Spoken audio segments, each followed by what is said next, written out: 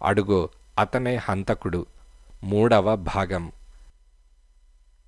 జయంతిని hotel లగ్జరీలో దింపానని driver Shanmugam చెప్పిన విషయం యుగంధర్ రాజుకు చెప్పాడు. రాజు నవ్వి, అయితే ఇంకేం, మనిద్దరం ఒకే చోటికి వెళ్తున్నాం అని అన్నాడు. అవును పద, త్వరగా వెళ్ళి తేలుద్దాం అని యుగంధర్ అనగానే 20 నిమిషాల తర్వాత హోటల్ లగ్జరీ పోర్టుకోలో రాజు కారాపాడు. మేనేజర్ ఇంకా డ్యూటీలోకి రాలేదు, కానీ అసిస్టెంట్ మేనేజర్ ఉన్నాడు. అది చాలా పెద్ద హోటల్. యుగంధర్ తనను తాను పరిచయం చేసుకున్నాడు. జూలై 14వ తేదీ రాత్రి మీ హోటల్కి ఓ అమ్మాయి వచ్చింది. పేరు జయంతి. ఆమె ఇంకా హోటల్లో ఉన్నదా అని యుగంధర్ అడిగాడు. రిజిస్టర్ చూసి చెబుతానండి అని రిజిస్టర్ తిప్పి, సారీ సార్, జయంతి అనే పేరు గల ఆమె మా హోటల్లో బస చేయలేదు అని అన్నాడు. బహుశా పేరు మార్చుకొని ఉంటుంది. జూలై 14వ తేదీ రాత్రి 9 గంటల ప్రాంతాల్లో ఎవరైనా స్త్రీ మీ హోటల్కి వచ్చి గది తీసుకున్నదా అని అడిగాడు.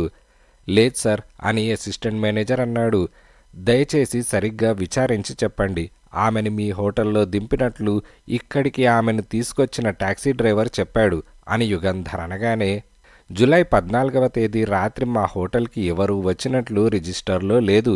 ఎవరిని విచారించమంటారో చెప్పండి అని అతను అడిగాడు.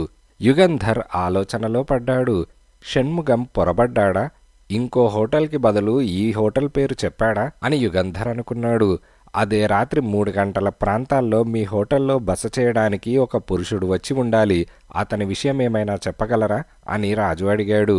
అసిస్టెంట్ మేనేజర్ రాజును చిరాకుతో చూసి, సారీ మిస్టర్, జూలై 14వ తేదీ రాత్రి 7 గంటల తర్వాత మా హోటల్కి మగవాళ్లు కానీ ఆడవాళ్లు కానీ ఎవరూ రాలేదు బస చేయడానికి. వచ్చి ఉంటే ఈ రిజిస్టర్లో రాసి ఉంటుంది, మీరే చూసుకోండి అని అతను పుస్తకం ముందుకు తోసి అన్నాడు. ఒకవేళ పగలెప్పుడో వచ్చి గది తీసుకొనుంటే అని యుగంధర్ అనగానే, అయితే అర్ధరాత్రి వచ్చిన వాళ్లను గురించి ఎందుకు అడిగారు అని అతనన్నాడు. పగలెప్పుడో వచ్చి గది తీసుకొని డబ్బిచ్చి వెళ్ళిపోయి రాత్రి సామాన్లతో వచ్చి ఉండవచ్చుగా. అప్పుడు రాత్రి వచ్చినట్లు రిజిస్టర్లో ఉండదు కదా అని యుగంధర్ అనగానే, you are perfectly correct sir. పగలు వచ్చి ఉంటే రాత్రి వచ్చినట్లు రిజిస్టర్లో ఉండదు. చాలా సింపుల్ లాజిక్ అని అసిస్టెంట్ మేనేజర్ అన్నాడు. అటువంటి పక్షంలో ఆ స్త్రీ కానీ ఆ పురుషుడు కానీ రాత్రి వచ్చింది లేంది తెలుసుకోలేరు. రాత్రి డ్యూటీలో ఎవరూ ఉండరా అని యుగంధర్ అన్నాడు.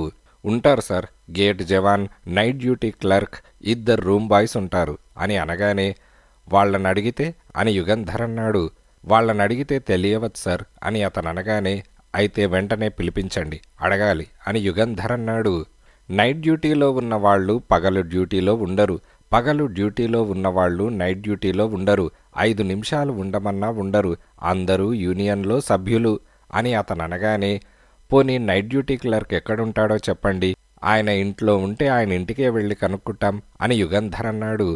నాకు తెలియదు, మేనేజర్ ఫైల్లో అడ్రస్ ఉంటుంది అని అతను అనగానే, పోనీ రూమ్ బాయ్స్ గేట్ జవాన్ ఎక్కడుంటారో చెప్పండి అని అనగానే, రాత్రికి రండి, వాళ్ళంతా డ్యూటీలో ఉంటారు అని అసిస్టెంట్ మేనేజర్ అన్నాడు. అంతవరకు ఆ అసిస్టెంట్ మేనేజర్ పెంకి జవాబులు వింటూ ఓపిక పట్టిన యుగంధర్ ఇక తను మెత్తగా ఉంటే లాభం లేదనుకొని, రాత్రి వరకు కాచుకోవడానికి మాకు వ్యవధి లేదు, అవసరమూ లేదు, ఆల్ రైట్ అని ఫోన్ తీసి పోలీస్ హెడ్ క్వార్టర్స్కి ఫోన్ చేసి, hello inspector, doctor Srinivas case సందర్భంలో హోటల్ లగ్జరీ అసిస్టెంట్ మేనేజర్ మాతో సహకరించడం లేదు.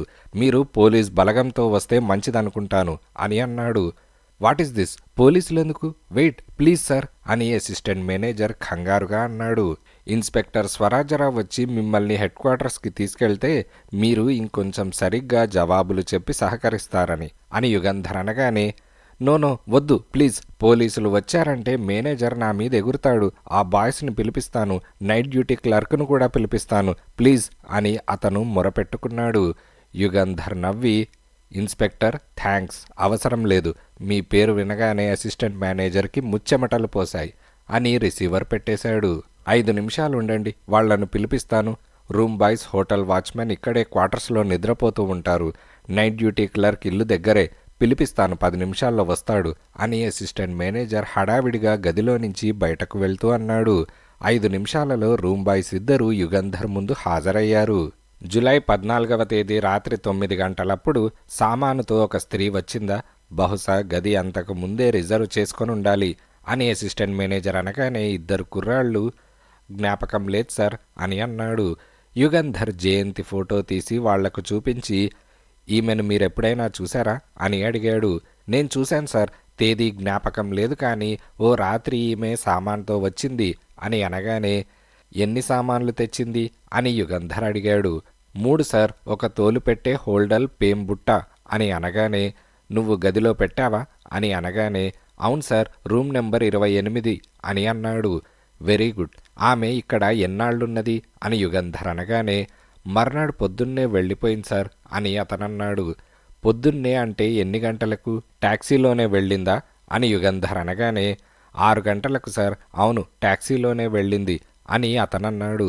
రాత్రి ఆమె గదికి ఎవరైనా మగవాడు వచ్చాడా అని అనగానే కుర్రాడు అదో రకంగా నవ్వి నేనప్పుడు లేను సార్, కింద ఉన్నాను, చూడలేదు అని అన్నాడు.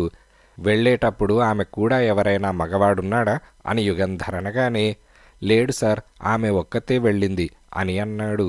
అంతలో నైట్ డ్యూటీ క్లర్క్ వచ్చాడు. అతన్ని యుగంధర్కి పరిచయం చేశాడు అసిస్టెంట్ మేనేజర్. యుగంధర్ జయంతి ఫోటో అతనికి చూపించి ఈమె మీ హోటల్లో జూలై 14వ తేదీ గది బుక్ చేసుకుని ఆ రాత్రి 9 గంటలకు సామాన్తో వచ్చింది, మర్నాడు పొద్దున్నే వెళ్ళిపోయింది, జ్ఞాపకమున్నదా అని అడిగాడు. జ్ఞాపకమున్నది సార్, రాత్రి 9 గంటలకు వచ్చింది, గది తాళం చెవి అడిగితే ఇచ్చాను అని అనగానే ఏ పేరున రిజిస్టర్ చేసుకున్నది అని యుగంధర్ అడిగాడు. క్లర్కు రూమ్ నెంబర్ 28 మిస్ కమల అని అన్నాడు. అదే రాత్రి 3 గంటల ప్రాంతాల్లో ఒక అతను ఫుల్ సూట్లో ఉన్న అతను మీ హోటల్కి వచ్చాడు. అతను అంతకు ముందే ఓ గది ఇక్కడ రిజిస్టర్ చేసుకున్నాడా అని అనగానే రాత్రి 3 గంటలకి ఇక్కడికి ఎవరూ రాలేదు సార్ అని అన్నాడు.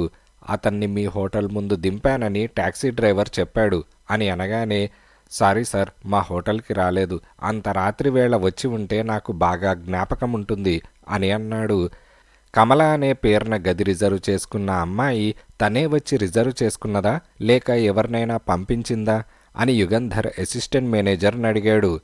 క్షణం ఆగండి చెబుతాను అని పుస్తకం చూసి టెలిఫోన్ చేసి రిజర్వ్ చేసుకున్నది సార్ అని అన్నాడు. ఎన్ని గంటలకి అని అనగానే సాయంకాలం 5 గంటలకి అని అతనన్నాడు.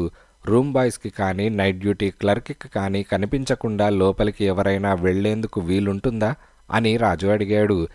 గేటు జవాను రానిస్తే ఎవరైనా రాత్రివేళ కాటేజీల్లో దిగి ఉంటే అక్కడికి ఎవరికీ కనిపించకుండా వెళ్ళవచ్చు, కానీ మెయిన్ బిల్డింగ్స్ రూమ్స్కి వెళ్ళడానికి వీలుండదు అని అసిస్టెంట్ మేనేజర్ అన్నాడు.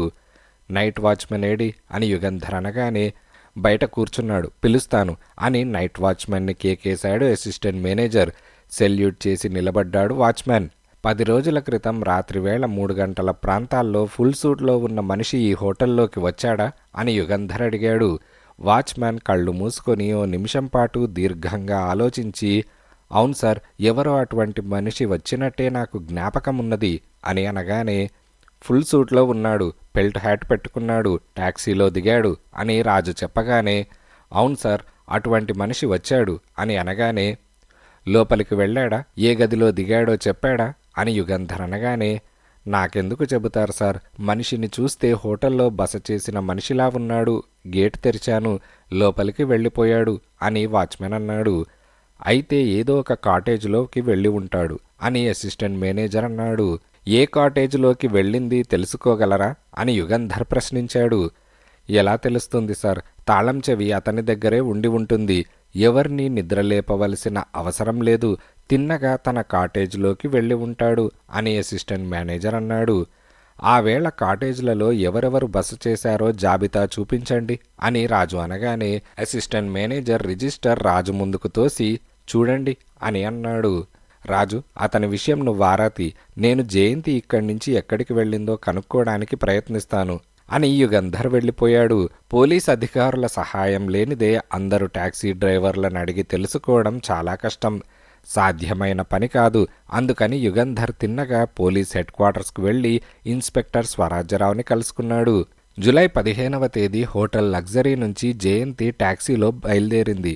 సామాన్తో సహా ఎక్కడికి వెళ్ళిందో తెలుసుకోవాలి అని అనగానే అట్టే కష్టమైన పని కాదనుకుంటాను, ఎన్ని గంటలప్పుడు టాక్సీ ఎక్కిందో తెలుసా అని ఇన్స్పెక్టర్ అనగానే పొద్దున్న 6 గంటలకి అని యుగంధర్ అన్నాడు.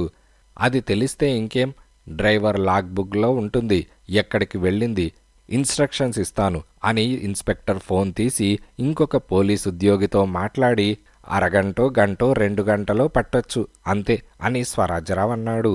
థ్యాంక్స్ అని యుగంధర్ ఫుల్ సూట్లో ఉన్న మనిషి కూడా ఆ రాత్రి 3 గంటల ప్రాంతాల్లో హోటల్ లగ్జరీకి చేరుకున్నాడని, బహుశా అతనొక కాటేజీ తీసుకొనుండాలని యుగంధర్ ఇన్స్పెక్టర్కి చెప్పాడు. విచిత్రంగా ఉంది. ఫుల్ సూట్లో ఉన్న మనిషి డాక్టర్ శ్రీనివాస్ కార్ యాక్సిడెంట్ అయిన చోటు నుంచి బయలుదేరాడు. డాక్టర్ శ్రీనివాస్ హత్య చేయబడి ఉంటే ఇతనే హంతకుడని అనుకోవాలి. ఇతనికి జయంతికి సంబంధమేమిటో అని ఇన్స్పెక్టర్ అనగానే, సంబంధం ఉన్నదని మనకు తెలియదు. జయంతి మెయిన్ బిల్డింగ్లో ఉన్నది, ఇతను కాటేజ్లో ఉన్నాడు. మర్నాడు పొద్దున్నే జయంతి హోటల్ నుంచి వెళ్ళిపోయింది. ఈ ఫుల్ సూట్లో అతను హోటల్ లగ్జరీలో జయంతిని కలుసుకున్నాడో లేడో అని యుగంధర్ అనగానే, అంటే ఒకే రోజు జయంతి ఆ ఫుల్ సూట్ మనిషి హోటల్ లగ్జరీలో గదులు తీసుకోవడం కేవలం కాకతాళీయంగా జరిగిందంటారా అని ఇన్స్పెక్టర్ అడిగాడు. యుగంధర్ తల విదిలించాడు. జూలై 14వ తేదీ సాయంకాలం హోటల్లో గది రిజర్వ్ చేసుకున్నది. అతనెప్పుడు కాటేజ్ రిజర్వ్ చేసుకున్నాడో మనకు తెలియదు. జయంతి ఫలానా హోటల్లో గది రిజర్వ్ చేసుకున్నదని తెలిసి అదే హోటల్లో అతను కాటేజ్ తీసుకొని ఉండవచ్చు అని అనగానే, అయితే మెయిన్ బిల్డింగ్లో గది తీసుకోకుండా కాటేజ్ ఎందుకు తీసుకొని ఉంటాడు అని ఇన్స్పెక్టర్ అడిగాడు. మెయిన్ బిల్డింగ్లో గది ఖాళీ లేదు, రిజిస్టార్లో అదే గమనించాను అని యుగంధర్ అనగానే, అయితే ఈ ఫుల్ సూట్ మనిషి డాక్టర్ని హత్య చేసి తర్వాత జయంతిని హత్య చేయడానికి అక్కడికి వెళ్ళాడన్నమాట అని అనగానే, ఏమో అతను హోటల్లోకి ఎందుకు వెళ్ళాడో తెలియడం కష్టం. అసలు జయంతి ఆ హోటల్లో గది ఎందుకు తీసుకున్నదో తెలిస్తే ఈ విషయమేమైనా తేలవచ్చు అని యుగంధర్ అన్నాడు. అన్నట్లు మీకు చెప్పడమే మర్చిపోయాను, డాక్టర్ శ్రీనివాస్ బ్యాంక్ అకౌంట్లో నయా పైసా కూడా లేదు అని ఇన్స్పెక్టర్ అనగానే, 10,000 ఉన్నాయని అతని భార్య చెప్పిందే అని యుగంధర్ అన్నాడు. అవును, ఆ ఇల్లాలు అలా ఉండాలి అనుకున్నది. జూలై 14వ తేదీన డాక్టర్ శ్రీనివాస్ 10,000 తీసుకున్నాడు అని ఇన్స్పెక్టర్ అనగానే, ఆయనే వెళ్ళి తీసుకున్నాడా అని యుగంధర్ అడిగాడు. అవును, ఆయనే స్వయంగా వచ్చి తీసుకున్నాడని బ్యాంక్ క్యాషియర్ చెప్పాడు అని ఇన్స్పెక్టర్ అనగానే యుగంధర్ ఆలోచిస్తున్నాడు. జయంతి ఫుల్ సూట్లో ఉన్న మనిషి కలిసి డాక్టర్ని హత్య చేసి డబ్బు తీసుకొని పారిపోయి ఉంటారా అని ఇన్స్పెక్టర్ అడిగాడు.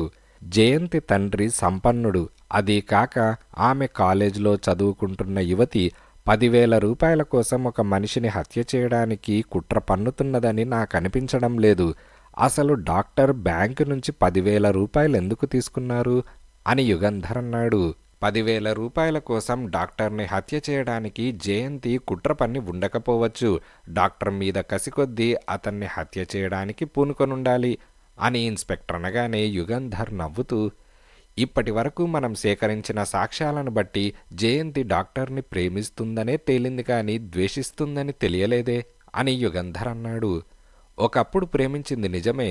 పెళ్లి కాని పిల్ల డాక్టర్ ఆకర్షణలోకి లోబడి తన శీలాన్ని అతనికి అర్పించింది. కొన్నాళ్లకి డాక్టర్కి ఆమె మీద మోజుపోయిందేమో. 10,000 రూపాయలిచ్చి ఆమెను వదుల్చుకోవడానికి ప్రయత్నించుండాలి. అన్నాళ్ళు తనను అనుభవించి మోజుపోగానే వదిలివేస్తున్నాడని జయంతికి కోపం వచ్చి ఉంటుంది.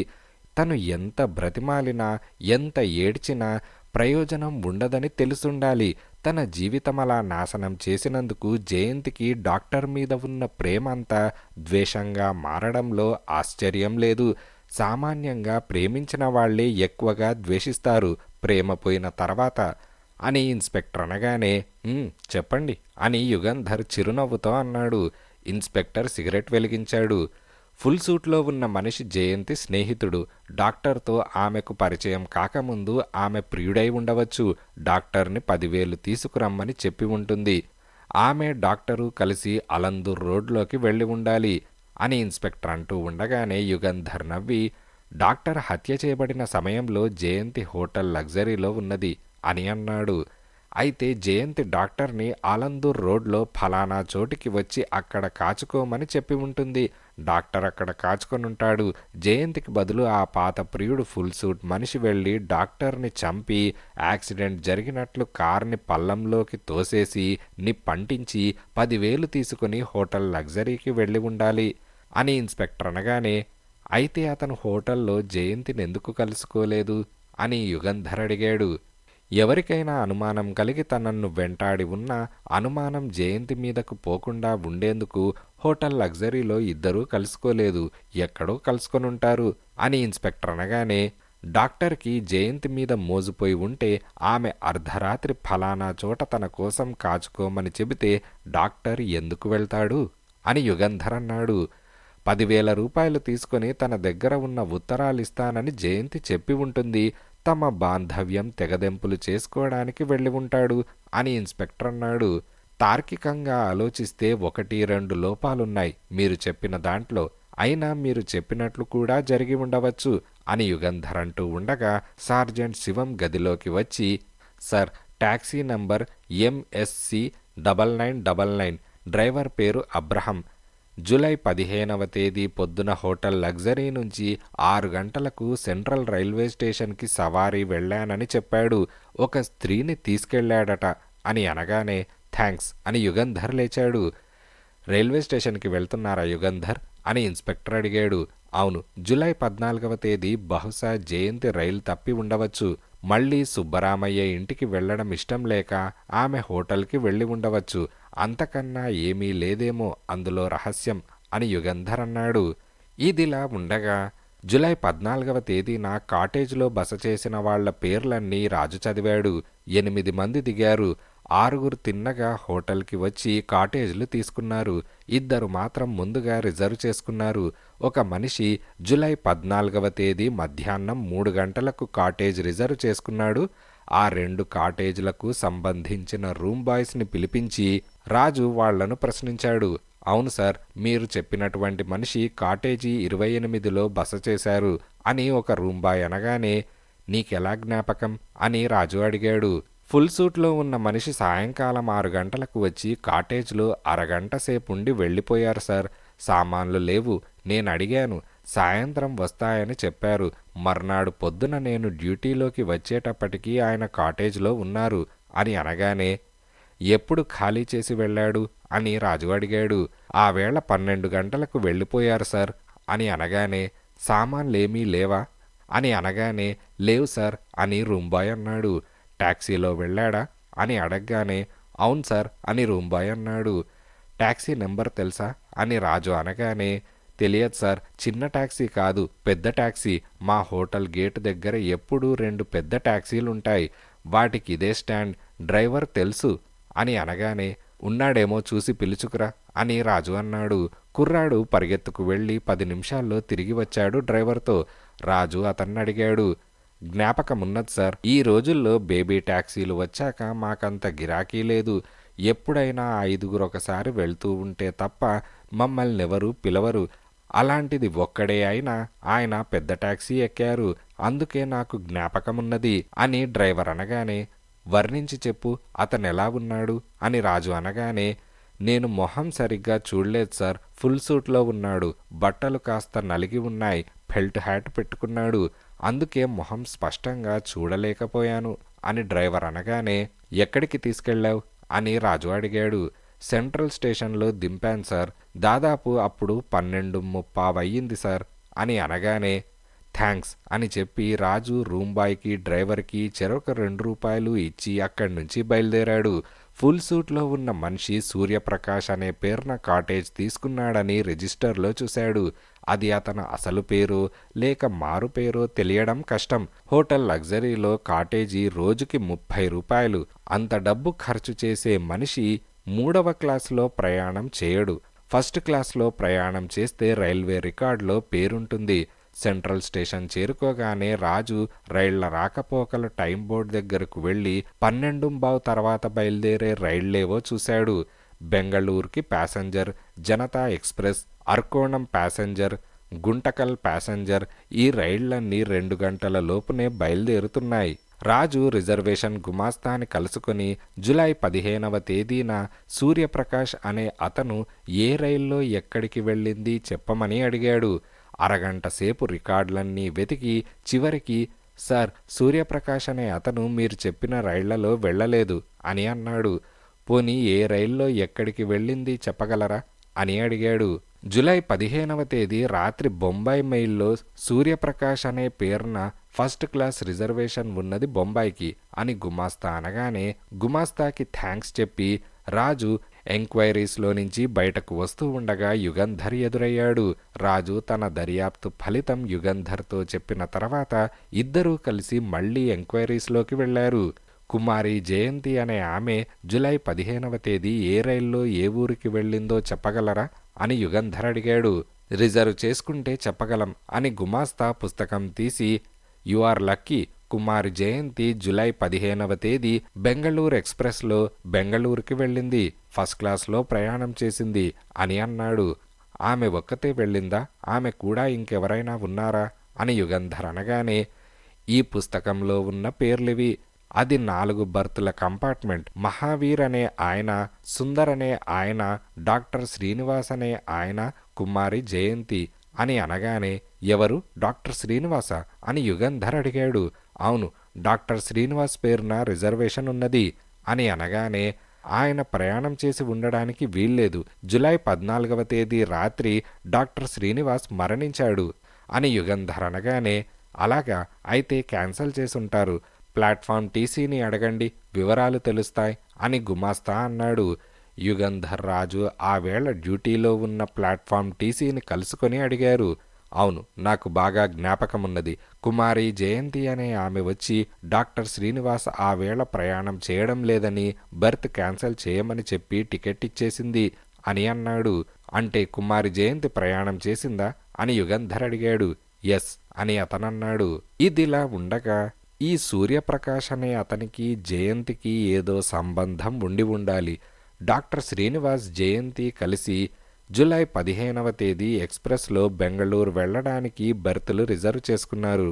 అంతకు ముందు రోజే ఎందువల్లో జయంతి హోటల్ లగ్జరీలో గది తీసుకొని సుబ్బరామయ్య ఇంటి నుంచి బయలుదేరి సెంట్రల్ స్టేషన్కి వెళ్ళి అక్కడి నుంచి ఇంకో టాక్సీలో హోటల్లోకి వెళ్ళింది. మర్నాడు పొద్దున్నే హోటల్ నుంచి రైల్వే స్టేషన్కి వెళ్ళి ఎక్స్ప్రెస్లో వెళ్ళిపోయింది. డాక్టర్ ప్రయాణం చేయడం లేదని టీసీకి చెప్పి బెర్త్ క్యాన్సల్ చేసింది. జయంతి ప్రవర్తన చాలా విచిత్రంగా ఉన్నది. సూర్యప్రకాష్ అనే అతను కారు ప్రమాదం జరిగిన చోటు నుంచి కాలినడకన బయలుదేరి గిండి రైల్వే స్టేషన్ దగ్గర ఒక లారీ ఎక్కి మౌంట్ రోడ్ చేరుకొని అక్కడి నుంచి రాత్రి 3 గంటలకు హోటల్ లగ్జరీకి వెళ్ళాడు. అతను అంతకు ముందే కాటేజ్ రిజర్వ్ చేసుకున్నాడు. అతను 12 గంటల ప్రాంతాల్లో టాక్సీలో సెంట్రల్ స్టేషన్కి వెళ్ళి బొంబాయి వెళ్ళిపోయాడు. బెంగళూరు నుంచి జయంతి బొంబాయికి వెళ్ళిందో లేక బొంబాయి నుంచి సూర్యప్రకాష్ బెంగళూరు వెళ్ళాడో దర్యాప్తు చేస్తే కానీ తెలియదు.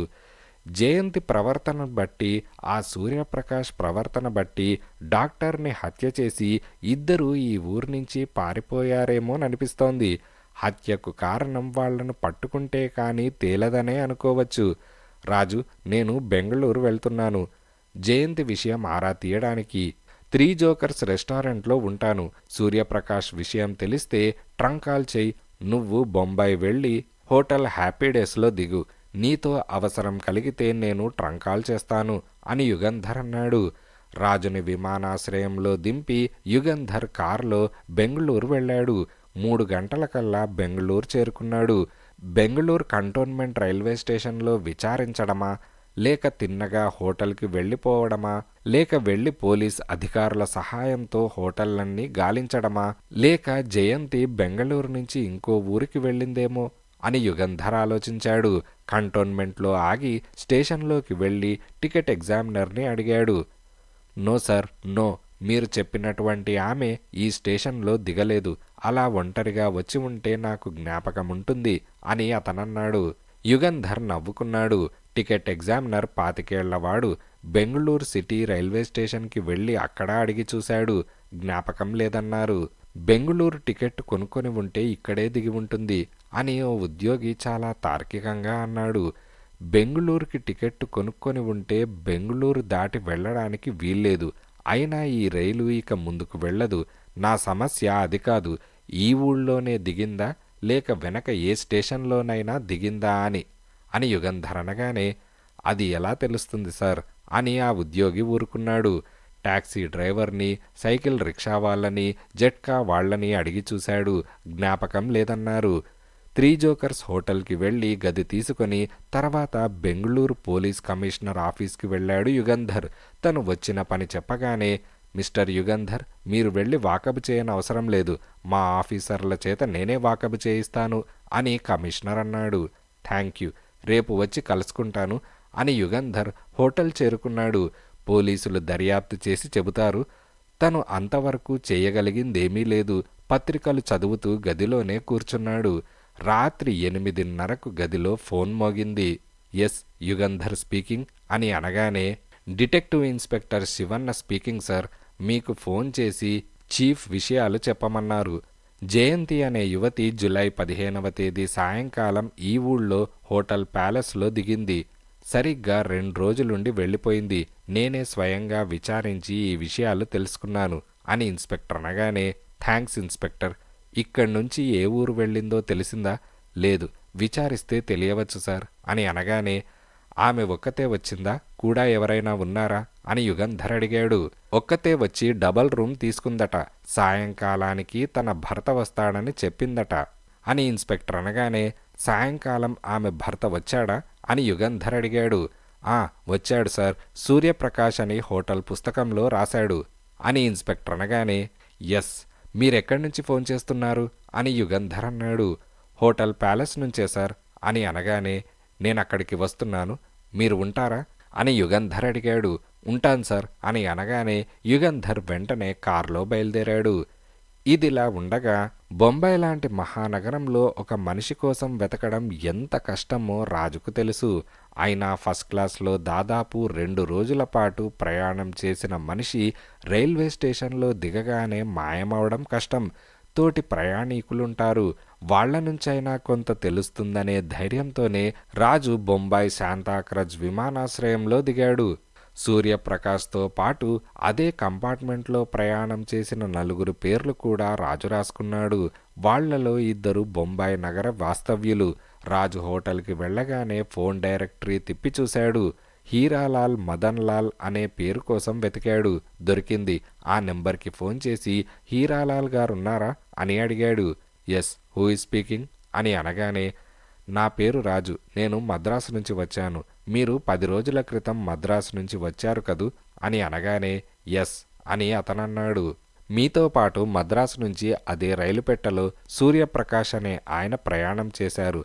ఆయన బొంబాయిలో ఎక్కడున్నారో తెలుసా అని అనగానే, ఆయనతో మీకేం పని అని హీరాలాల్ అడిగాడు. నేను డిటెక్టివ్ యుగంధర్ గారి అసిస్టెంట్ని. ఓ కేసు సందర్భంలో ఆయన్ని కలుసుకోవాలి అని రాజు అనగానే అవతల 1 నిమిషం పాటు నిశ్శబ్దం. మీరొక్కరే వచ్చారా, యుగంధర్ గారు కూడా వచ్చారా అని అడిగాడు. నేనొక్కడనే వచ్చాను. దయచేసి నేను అడిగిన ప్రశ్నకు సమాధానం చెప్పగలరా? సూర్యప్రకాష్ అనే అతను ఎక్కడ దిగాడో తెలుసా అని అనగానే, తెలుసు అని అన్నాడు. అయితే చిరునామా చెబుతారా అని రాజు అడిగాడు. చిరునామా నాకు తెలియదు, నా కారులో దింపాను.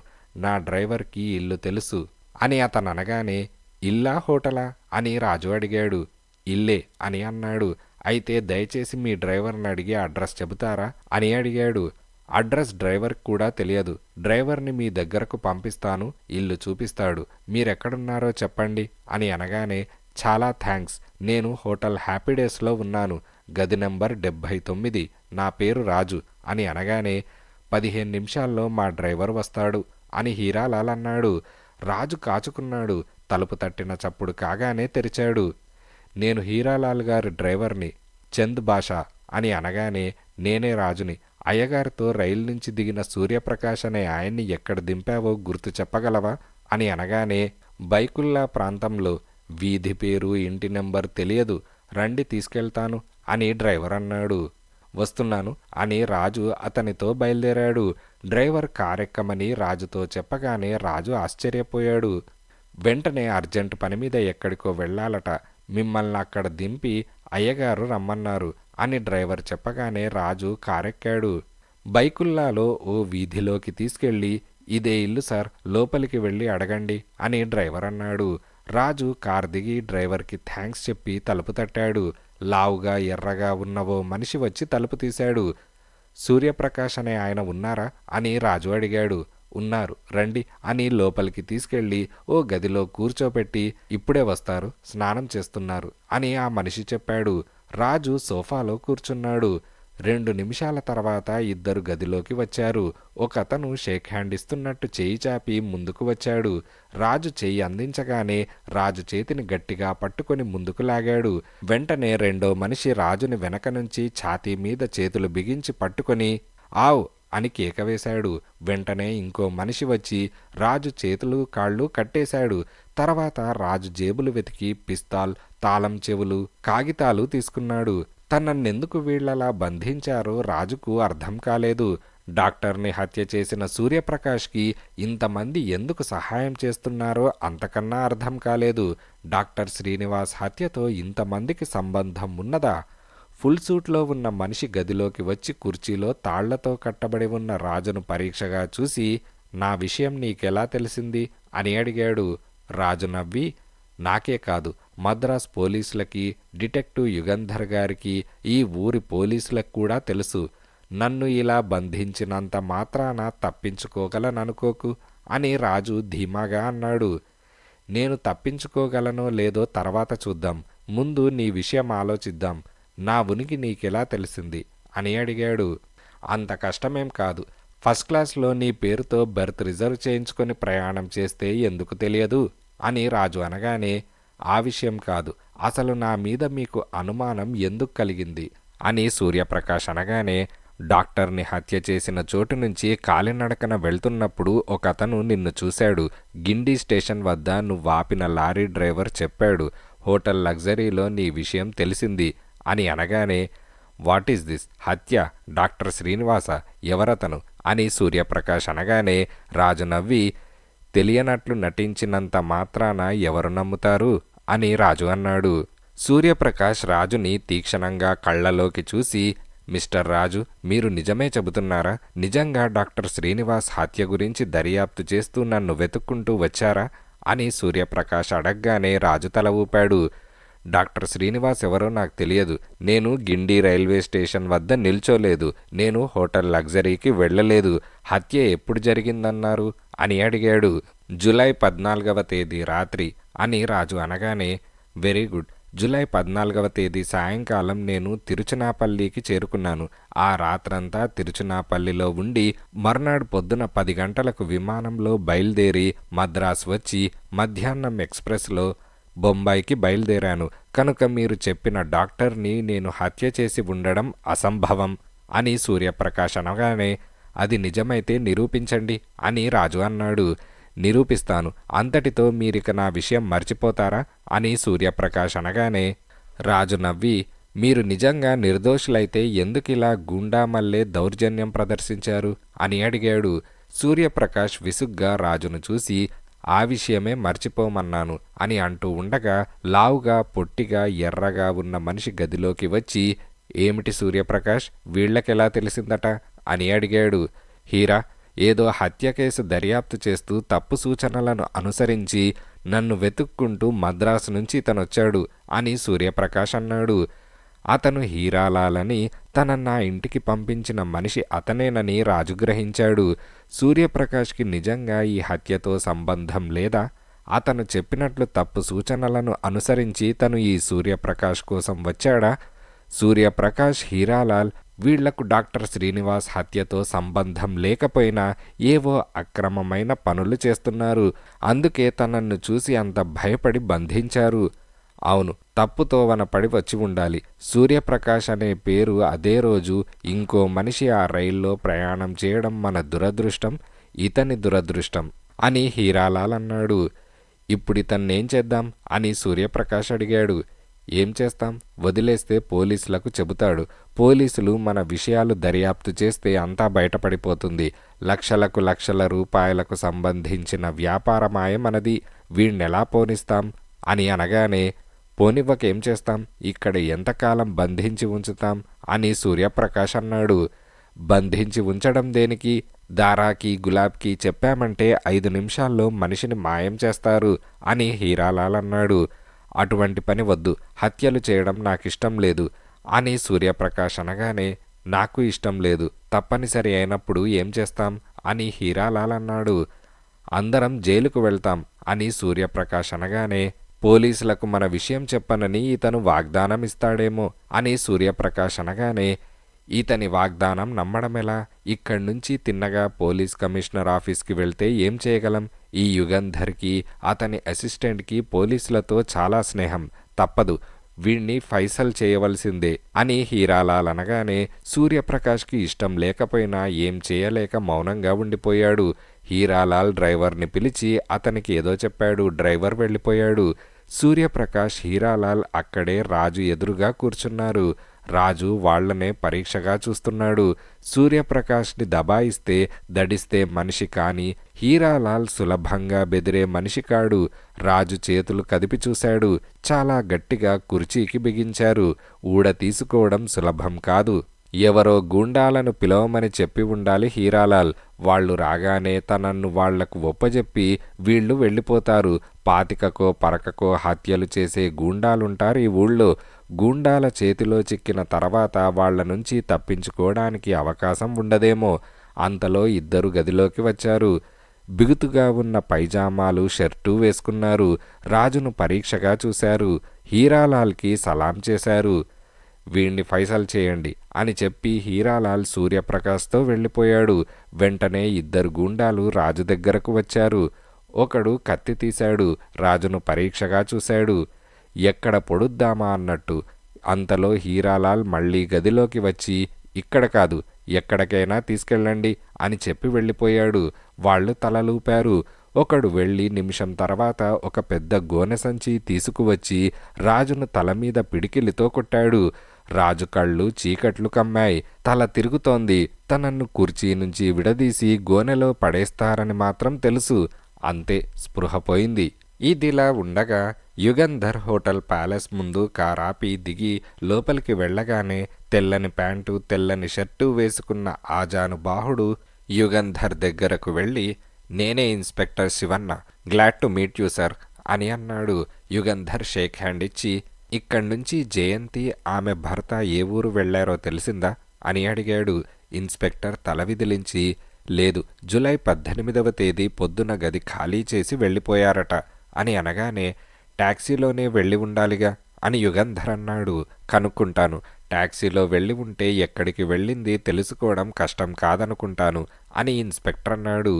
జయంతి, సూర్యప్రకాష్ బస చేసిన కాటేజ్ కుర్రాడు ఉంటే ఒకసారి పిలిపించండి, మాట్లాడాలి అని యుగంధర్ అనగానే ఎర్రగా ఉన్న 18 ఏళ్ల కుర్రాడు వచ్చాడు. 18వ నెంబర్ కాటేజ్లో ఉన్నవాళ్లు నీకు జ్ఞాపకమున్నారా అని యుగంధర్ అడిగాడు. అవును సార్, భార్య భర్త 2 రోజులున్నారు. ముందామె వచ్చింది, ఆయన రాత్రెప్పుడో వచ్చాడు అని అనగానే యుగంధర్ జయంతి ఫోటో చూపించి, ఈమెనా అని అడిగాడు. అవును సార్ అని అనగానే, ఆమె కూడా ఉన్నతను ఎలా ఉన్నాడు, ఆనవాలేమైనా చెప్పగలవా అని అనగానే, నేను సరిగ్గా చూడలేదు సార్ అని అన్నాడు. ఎందుకు, 2 రోజులు కాటేజ్లో ఉన్నా సరిగ్గా ఎందుకు చూడలేకపోయావు అని యుగంధర్ అనగానే, నేను కాఫీ తీసుకెళ్లడానికి లోపలికి వెళ్ళినప్పుడు అతను నీళ్ల గదిలోనో పడక గదిలోనో ఉండేవాడు సార్ అని అనగానే, ఒక్కసారి కూడా నువ్వు చూడలేదా? అయితే ఎవరో మగాడున్నాడని ఎలా చెప్పగలవు అని అనగానే, నీళ్ల గదిలో నుంచి ఆమెనొకసారి కేకేశాడు. ఇంకోసారి ఆమె టిఫిన్ ఏం కావాలని అడిగితే అతను పడక గదిలో నుంచి జవాబు చెప్పాడు. ఒకసారి అతని కాళ్ళు చూశాను, దినపత్రిక చదువుతున్నాడు, మొహానికి అడ్డంగా ఉన్నది అని కుర్రవాడనగానే, వాళ్ళిద్దరూ అసలు బయటకు వెళ్ళలేదా అని అడిగాడు. లేదు సార్, కాటేజీలో నుంచి ఆ 2 రోజులు కదలలేదు అని అన్నాడు.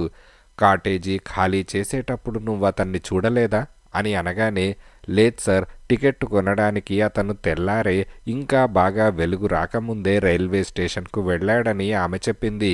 టాక్సీలో ఆమె ఒంటరిగా వెళ్ళింది అని అనగానే యుగంధర్ ఆలోచనలో పడ్డాడు. తను ఎక్కడికి వెళ్తున్నది, ఎక్కడుంటున్నది జయంతి దాచడానికి ప్రయత్నం చేయలేదు. దాపరికమేమీ లేకుండా ప్రవర్తించింది. సూర్యప్రకాష్ అనే అతను మాత్రం దోషిమల్లే ప్రవర్తించాడు. పట్టపగలు తన మొహం చూపించడానికి భయపడ్డాడు.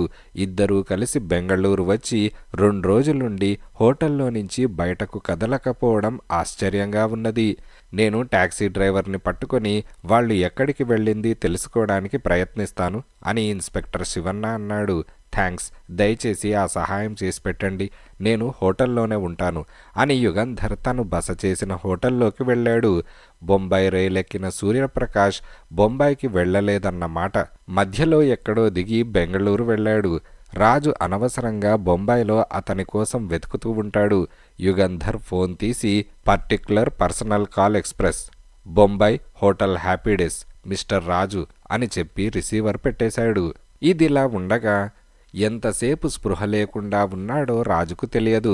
మొహం మీద గరుగ్గా ఏదో రాసుకోవడం, చేతులు కాళ్ళు బిగుసుకుపోయినట్టు అనిపించడం, చెవుల్లో ఏదో హోరు వినిపించడంతో అతనికి స్పృహ వచ్చింది. జరిగిందంతా జ్ఞాపకం వచ్చేందుకు నిమిషం పట్టింది. చెవుల్లో వినపడుతున్న హోరు మోటార్ కార్ ఇంజన్ చప్పుడని, తను గోనె సంచిలో ఉన్నానని, ఆ సంచి మోటార్ కార్ వెనక ఉండే లగేజ్ బూట్లో ఉన్నదని రాజు గ్రహించాడు. తను ఆపదలో ఉన్నాడని తెలుసు. తన ప్రాణం గూండాలకు తృణప్రాయమని తెలుసు. ఏ నూతిలోనో చెరువులోనో గోతిలోనో తనన్ను అలాగే గోనె సంచితో పారేయవచ్చు, లేదా తనన్ను చంపి ఏ రహస్య స్థలంలోనో పాతిపెట్టవచ్చు. ఈ గూండాలకి మనుష్యుల ప్రాణాలన్నా వాళ్ల బాధలన్నా లెక్కలేదు. దయా ప్రేమ మొదలైనవి వీళ్లకు పుట్టుకతోనే ఉండవో లేక తర్వాత వయస్సుతో అవి అంతర్ధానమవుతాయో తెలియదు. కానీ వాళ్ల నుంచి తప్పించుకోవాలంటే, ప్రాణం రక్షించుకోవాలంటే ఏదో యుక్తితో సాధించాలి. కానీ వాళ్లలో పరివర్తన కలిగి తన మీద జాలివేసి తనన్ను వదిలేస్తారని ఆశించడం పొరపాటని రాజుకు తెలుసు. చేతులు కాళ్ళు కట్టిలేవు. అంతవరకు తన అదృష్టం. ఆ గూండాల ధైర్యం ఎక్కువే. గోనె సంచిలో కట్టి కారు వెనక పడేసిన మనిషి తప్పించుకోలేడని వాళ్ల ధైర్యం. రాజు గోనె సంచి చింపడానికి ప్రయత్నించాడు. ప్రయోజనం లేకపోయింది. చాలా గట్టిగా ఉన్నది. పళ్లతో గోనె సంచి అక్కడక్కడా కొరికాడు. ఆ సందులో వేళ్లు పెట్టి చింపడం ప్రారంభించాడు. గోనె సంచి చిరిగిపోయింది. హమ్మయ్య అని అనుకొని పక్కకు తిరిగి జేబులు వెతుక్కున్నాడు. పిస్తాల్ లేదు. జేబులో ఒక్క వస్తువు లేదు. చిల్లర డబ్బులు కూడా లేవు. అన్నీ తీసేసుకున్నారన్నమాట. 2 చేతులు తప్ప తనకు వేరే ఆయుధం లేదు. కారాపి వాళ్లు వచ్చి డిక్కీ తెరిచేటంత వరకు కాచుకొనుండడం అవివేకం. అప్పుడు తప్పించుకోవడం చాలా కష్టం. రాజు నెమ్మదిగా లోపల్నుంచి డిక్కీ తెరిచాడు. అదృష్టం, వాళ్లు తాళం వేయలేదు. 2 అడుగుల కింద రోడ్డు కనిపిస్తోంది. కారు 60 మైళ్ల స్పీడున వెళ్తూ ఉండాలి. డిక్కీ తెరుచుకొని దూకడానికి వీల్లేదు. దూకితే ఎముకలు పిప్పైపోతాయి. కారాగేటంత వరకు కాచుకోవాలి. డిక్కీ తలుపు కొంచెంగా ఎత్తి తెరిచి పట్టుకొని రోడ్డును చూస్తున్నాడు. అరగంట గడిచింది. ఎదురు నుంచి 2 సార్లు కార్లు వెళ్ళాయి. కానీ వెనక నుంచి ఒక్క కారు రాలేదు. అలా వెనక నుంచి కారు వస్తే తను డిక్కీ తెరిచి ఆ కారును ఆపమని సైగ చేద్దామనుకున్నాడు. కానీ దానికి అవకాశం లేకపోయింది. కారు స్పీడ్ తగ్గింది. వాళ్ళేదో మాట్లాడుకుంటున్నారు. మాటలు వినిపించడం లేదు ఆ హోరులో. రాజు తయారుగా ఉన్నాడు. కారాగిన మరుక్షణం తను తప్పించుకునేందుకు ప్రయత్నించాలి. ఆలస్యం చేస్తే ప్రమాదం. డిక్కీ మూత సగం తెరిచి పట్టుకున్నాడు. కారు రోడ్డుకు పక్కగా ఆగింది. రాజు వెంటనే డిక్కీలో నుంచి ఒక్క దూకు దూకి డిక్కీ మూత వదిలేశాడు. ధన్మని చప్పుడైంది. కారులో నుంచి ఇద్దరు రోడ్డు మీద కురికారు. అరే, వాడు బయటకొచ్చేశాడు అని ఒకడనగానే, వస్తే రాని, ఎక్కడికి పోతాడు అని ఇంకోడు నవ్వుతున్నాడు. రాజు డిక్కీ వెనక నిల్చొని చూశాడు. ఇద్దరే ఉన్నారు. ఒకడు డ్రైవర్, ఇంకొకడు గూండా. ఇద్దరు చెరొక పక్క నుంచి వస్తున్నారు. ఇద్దరి చేతుల్లో కత్తులున్నాయి.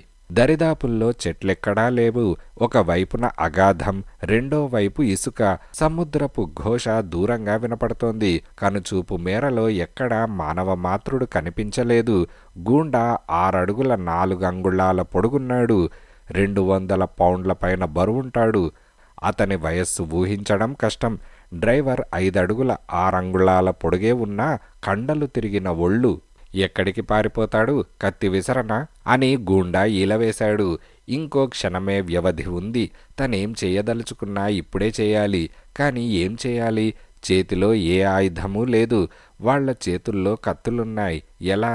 సంచి చింపి ఎందుకు బయటకొచ్చావు అని గూండా అన్నాడు. రాజు అటు తిరిగాడు. కత్తి పట్టుకున్న చెయ్యి పైకెత్తి గూండా ముందుకు వస్తున్నాడు. రాజు 2 అడుగులు వెనక్కు వేశాడు. గూండా వచ్చి, ప్రయోజనం లేదు, వెనక అతనున్నాడు, వీపులో పొడుస్తాడు, నీ ఇష్టం, ఛాతిలోనా వీపులోనా నువ్వే నిర్ణయించుకో అని అనగానే రాజు ముందుకు ఒక్క పరుగు తీశాడు అతి వేగంగా. గూండా అరక్షణం ఆశ్చర్యపడ్డాడు. ఎందుకలా ముందుకు పరిగెత్తుకు వస్తున్నాడు? చావడానికా? అతనికి కారణం తెలిసే లోపునే రాజు ఒక్క ఎగురు ఎగిరి 2 కాళ్లతో గూండాని మొహం మీద తన్నాడు. గూండా వెనక్కు పడ్డాడు. గూండాతో పాటు రాజు కింద పడ్డాడు. బద్మాష్ అని తిడుతూ గూండా లేచి కూర్చోబోయాడు. అతని కళ్ళలో తన బూట్స్ల ఇసుక పడిందో లేక బూట్స్లే కాళ్లను పొడిచాయో రాజుకు తెలియదు. కానీ గూండా కత్తి వదిలేసి మొహం 2 చేతులతో పట్టుకున్నాడు. రక్తం కారుతోంది. వెనక అలికిడై రాజు చటుక్కున లేచాడు. అప్పటికే ఆలస్యమైంది. డ్రైవర్ కత్తి పట్టుకున్న చెయ్యి కిందకు వచ్చేసింది. రాజు చటుక్కున తల పక్కకు తిప్పాడు. కత్తి జబ్బలో దిగబడింది. డ్రైవర్ని మోకాళ్ల మీద రాజు తన్నాడు. డ్రైవర్ కేకవేసి కింద పడ్డాడు. కనికరం చూపిస్తే ప్రయోజనం లేదు. కర్కోటకులు. పడిపోయిన డ్రైవర్ని మెడ మీద మొహం మీద బలంగా గుద్దాడు. గూండా ఒక కన్ను తెరిచి చూసి లేవడానికి ప్రయత్నిస్తున్నాడు. 2 చేతులు బిగించి గుప్పిళ్లతో ఆ గూండా తల మీద రాజు మొత్తాడు. కిక్కురు మనకుండా గూండా నేల మీద ఒరిగాడు. డ్రైవర్ మూలుగుతున్నాడు. రాజు గూండా కింద పడేసిన కత్తి తీసుకొని జేబులో పెట్టుకున్నాడు. తర్వాత డ్రైవర్ తన జబ్బలో పొడిచిన కత్తిని చూసి లాగేద్దామనుకున్నాడు. లాగేస్తే రక్తం ధారలుగా కారుతుందేమోనని అలాగే ఉండనిచ్చి డ్రైవర్ని కాళ్లతో తంతూ దొర్లిస్తూ కార్ వెనక లగేజ్ బూట్ దగ్గరకు తీసుకెళ్లి దానిలోకి తోసి తలుపు మూశాడు. తర్వాత గూండా దగ్గరకు వెళ్లి పరీక్షగా చూశాడు. గూండాకి స్పృహ లేదు. ఆ స్పృహ లేని వాణ్ణి ఎలా కారులో ఎక్కించుకోవడం? ఒక చేత్తో అతన్ని ఎలా మోయడం? ఎలాగో కష్టపడి కారులో ఎక్కించినా తను డ్రైవ్ చేస్తుండగా వాడికి స్పృహ వస్తే ఏం చేయాలి? రాజు కార్ దగ్గరకు వెళ్లి లగేజ్ బూట్ తెరిచాడు. డ్రైవర్ మూలుగుతున్నాడు. లగేజ్ బూట్ వెతికాడు. 2 తీగలు ఒక తాడు కనిపించాయి. వాటిని తీసుకొని గూండా దగ్గరకు వెళ్లి చేతులని కాళ్లను గట్టిగా బిగించి రోడ్డుకొక పక్కగా తోసి కారెక్కి స్టార్ట్ చేశాడు.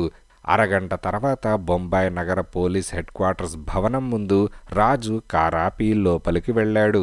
ఇదిలా ఉండగా, hello Yugandhar, chief commissioner of police speaking అని అనగానే, హలో, పొరపాటేదైనా జరిగిందా? లేక మీరు రాజుకు వచ్చే టెలిఫోన్ కాల్స్ అన్నీ మీకు డైరెక్ట్ చేయమన్నారా అని యుగంధర్ అడిగాడు. మీ నుంచి ట్రంకాల్ వస్తే నాకు కనెక్ట్ చేయమన్నారు అని అనగానే, రాజు ఎక్కడున్నాడు అని యుగంధర్ అడిగాడు. ఐఎమ్ సారీ, రాజు ఆస్పత్రిలో ఉన్నాడు అని అనగానే, ఆస్పత్ర ఏమైంది అని యుగంధర్ ఆదుర్దాగా అడిగాడు. సూర్యప్రకాష్ అనే అతన్ని వెతుక్కుంటూ ఓ చోటికి వెళ్ళాడట. అక్కడ సూర్యప్రకాష్ అనే అతను ఉన్నాడు. కానీ అతను తను వెతుకుతున్న మనిషి కాదట అని రాజుకు కలిగిన అపాయం అతను ఎలా తప్పించుకుంది చెప్పి బాగా రక్తం కారింది. చాలా నీరసంగా ఉన్నాడు. రేపటి వరకు ఆసుపత్రిలో ఉండి విశ్రాంతి తీసుకోవాలని డాక్టర్ చెప్పాడు. రాజు విషయం నాకు తెలుసు. అలాంటి సలహాల్ని లక్ష్యపెట్టేవాడు కాడు. అందుకని 2 మనుషుల్ని కాపలా పెట్టాను, అతను ఆసుపత్రి నుంచి పారిపోకుండా అని చీఫ్ కమిషనర్ అనగానే, థ్యాంక్స్ అని యుగంధర్ అన్నాడు. థ్యాంక్స్ నేను రాజుకు చెప్పాలి. రాజు పుణ్యమా అంటూ హీరాలాల్, సూర్యప్రకాష్ ఇంకా 3 అంతర్రాష్ట్ర మోసగాళ్లను పట్టుకున్నాం. మద్రాస్, మైసూర్, ఆంధ్ర, మహారాష్ట్ర రాష్ట్రాల్లో వీళ్లు వ్యాపారస్తులని మోసం చేసి చట్ట విరుద్ధంగా లక్షలకు లక్షలు సంపాదిస్తున్నారు. బొంబాయిలో ఆ ముఠాకి మూల పురుషులున్నారు. కానీ వాళ్ళెవరో ఎక్కడున్నారో తెలియలేదు ఎంత ప్రయత్నించినా.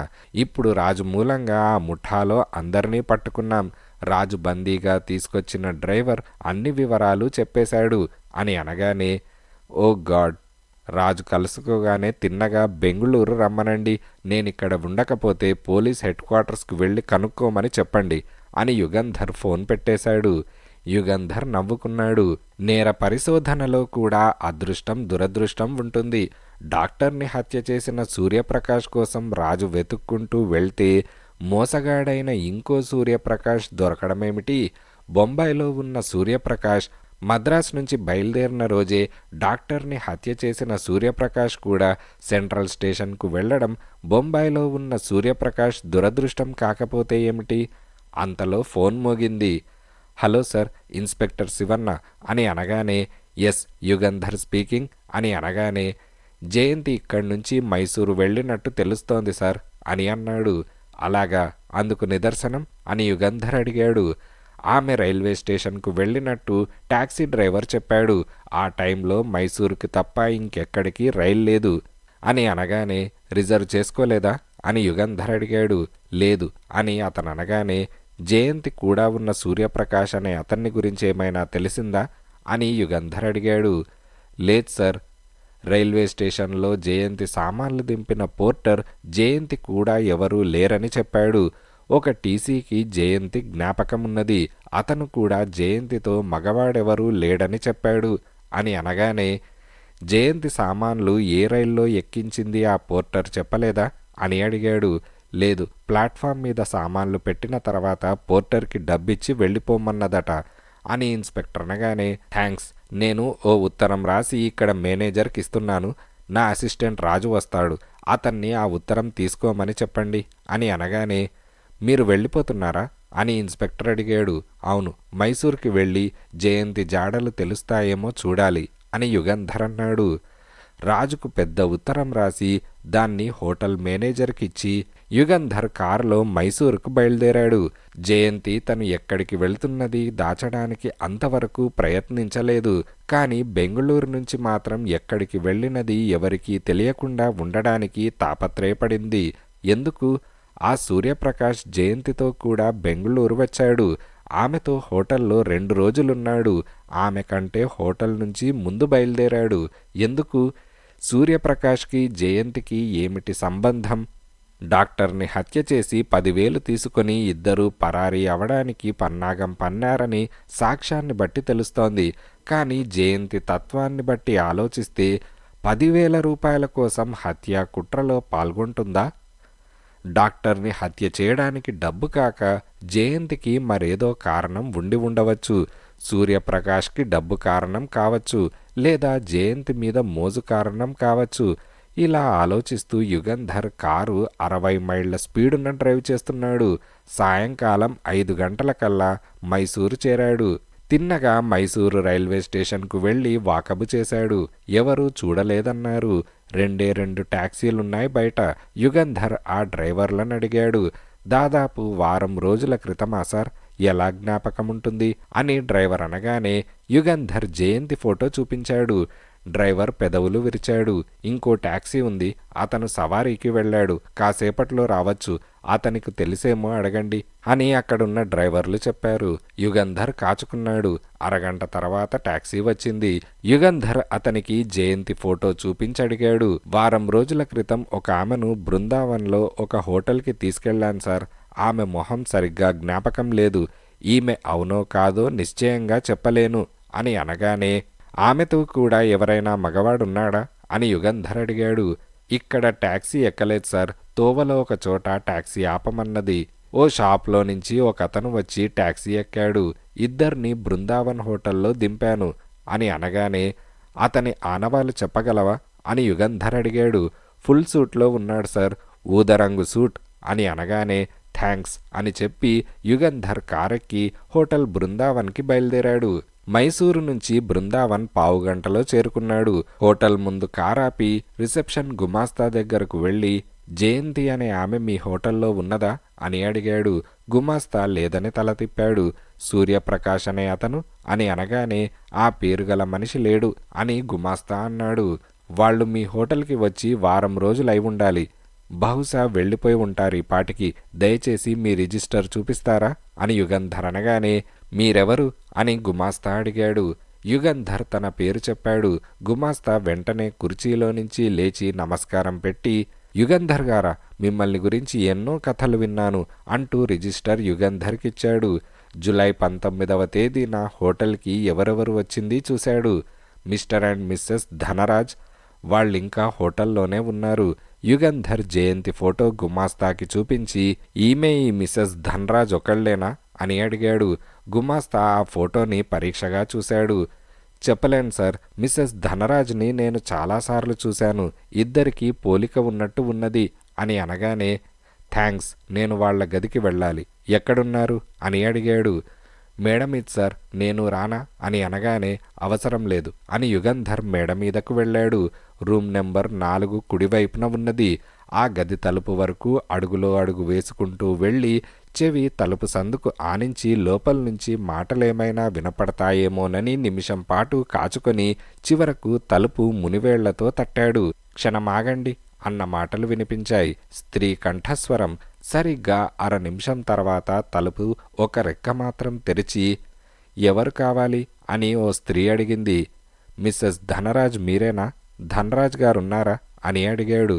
మీ పేరు అని ఆమె అనగానే యుగంధర్ నవ్వి, నా పేరు యుగంధర్ అని అన్నాడు. లోపలికి రండి, ధనరాజ్ గారు షేవ్ చేసుకుంటున్నారు అని అన్నది. యుగంధర్ లోపల అడుగుపెట్టాడు. మరుక్షణం అతని తల మీద ఏదో బరువైన వస్తువు పడినట్లయింది. తలుపు వెనక నిల్చున్న మనిషి తనను తల మీద కొట్టాడని యుగంధర్ గ్రహించాడు. కాని ఏమీ చేయగల స్థితిలో లేడు. ఆ దెబ్బకి తల తిరిగిపోయింది. కళ్ళు చీకట్లు కమ్మాయి. కాళ్ళు బలహీనమైపోయాయి. నేల మీదకు జారిపోయాడు. ఇంకా ఉంది.